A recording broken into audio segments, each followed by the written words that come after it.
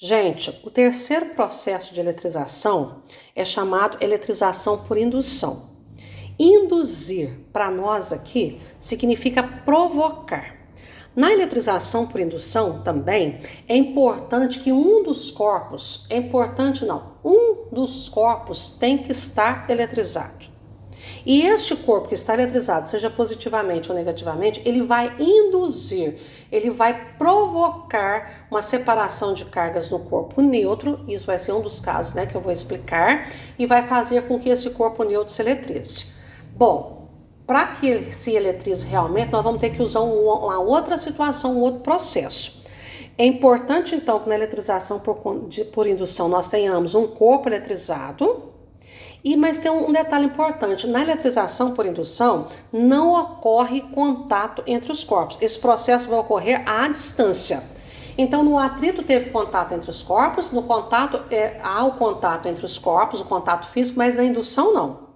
Mas na eletrização por indução e por contato é necessário que tenha um corpo eletrizado.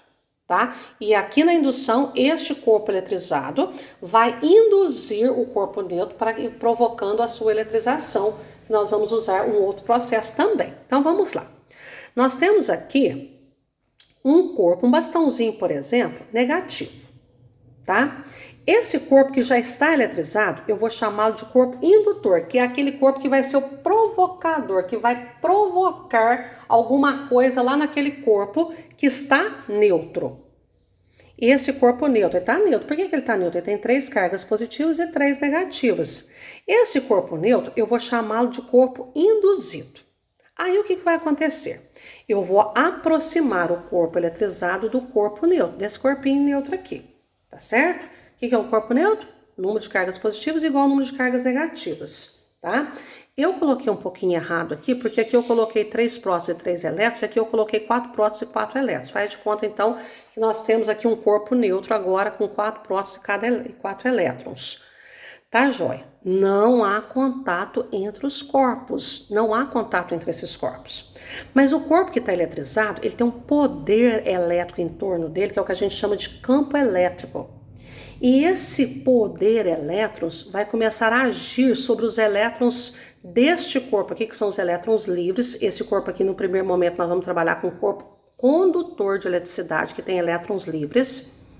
E o que vai acontecer é que se esse corpo aqui é negativo, corpos positivos, entre corpos positivos e negativos, existe uma força de atração, tá? Positivo com positivo se atraem, positivo com negativo se atraem e positivo com positivo, negativo com negativo se repelem.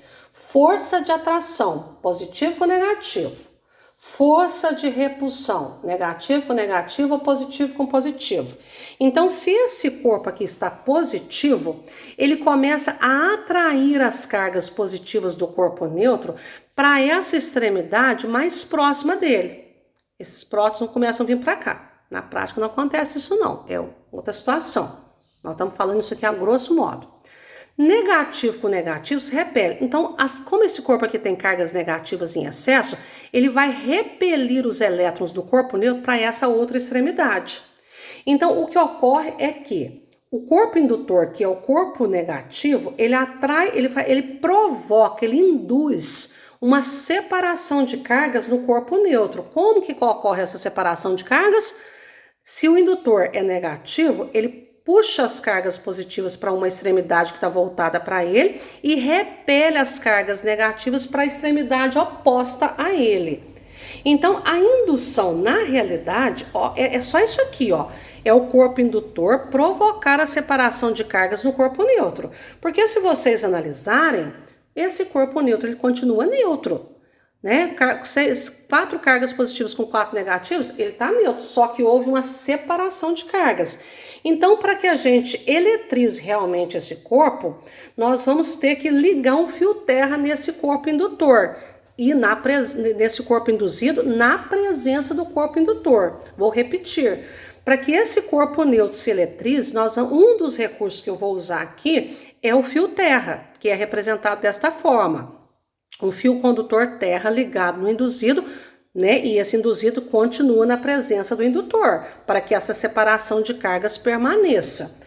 Bom, enquanto o indutor está aqui, ó, os positivos ficam para o lado esquerdo e os negativos para o lado direito. Ao ligar o fio terra, todo o corpo que é ligado à terra, ele vai passar cargas para a terra. Quais cargas que podem sair de um corpo? As cargas negativas. Então, os elétrons dessa extremidade aqui vão saindo para a terra. Aqui eu estou considerando que está saindo todos, na prática não é assim não. Então, ao ligar o corpo induzido à terra, os elétrons descem para a terra através desse fio condutor. A terra tem essa capacidade de puxar, porque ele é muito maior, tá certo?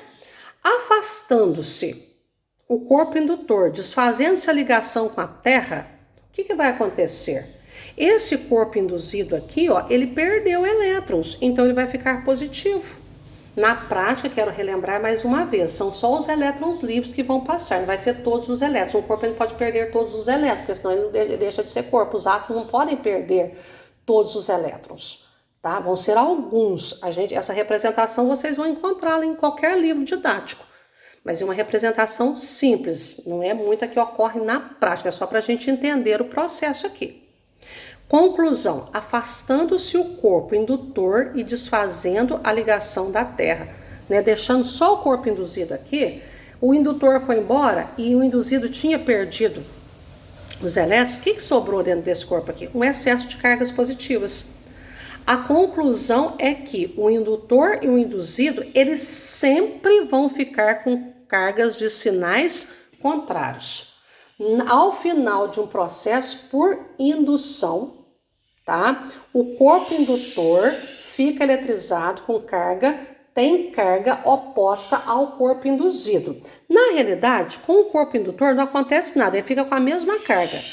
A carga no induzido é que vai sempre ter sinal oposto à carga do indutor.